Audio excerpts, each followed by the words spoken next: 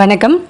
இட்லி, தோசை, சப்பாத்தி எல்லாத்துக்குமே நல்லா மேட்ச் ஆகிற மாதிரி பன்னீர் குருமா எப்படி பண்ணுறதுன்னு பார்க்கலாம் வாங்க. பன்னீர் குருமா பண்ணுறதுக்கு ஒரு கடாயில் 5 ஸ்பூன் எண்ணெய் விட்டு மசாலா பொருட்களை போட்டு பொரிய விட்டுக்கணும். ஒரு துண்டு பட்டை, கொஞ்சமாக கல்பாசி, ஒரு ஏலக்காய், 3 லவங்கம் எடுத்திருக்கேன். மசாலா நல்லா பொரிஞ்ச பிறகு ஒரு 3 வெங்காயத்தை நீள்வாக்கில் கட் பண்ணிவிட்டு நல்லா பொன்னிறமாக வதக்கி எடுத்துக்கணும். வெங்காயத்திலே கொஞ்சமாக உப்பு, மஞ்சள் தூள் சேர்த்து வதக்கி எடுத்துக்கணும்.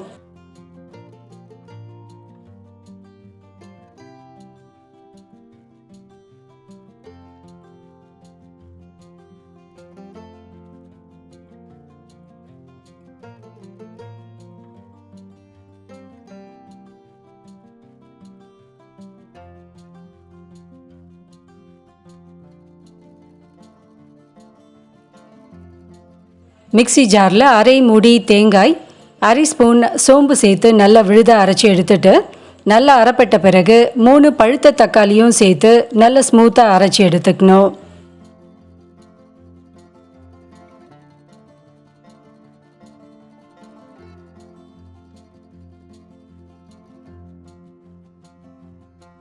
வெங்காயம் நல்லா வதங்கியாச்சு. இப்போ 2 ஸ்பூன் இஞ்சி பூண்டு விழுது, அரைச்சி வச்சிருக்க அந்த தேங்காய் விழுது அதையும் சேர்த்து நல்லா வதக்கி விட்டுடணும்.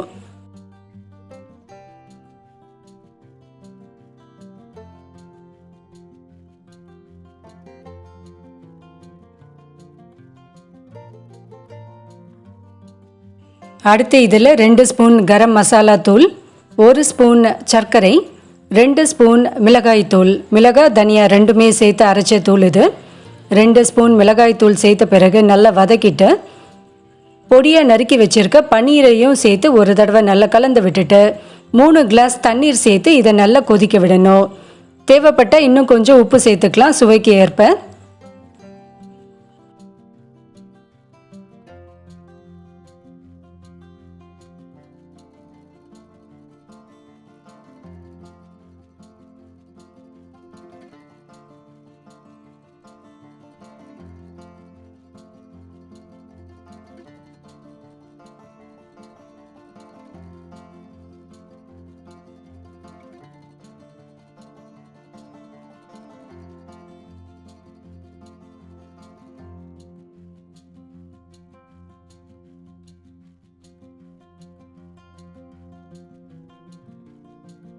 எண்ணெய் நல்லா பிரிஞ்சு வரும். அந்த சமயத்தில் அடுப்பை ஆஃப் பண்ணிவிட்டு பொடியை நறுக்கி வச்சுருக்க கொத்தமல்லியை போட்டு இறக்கி விட்டுடணும்.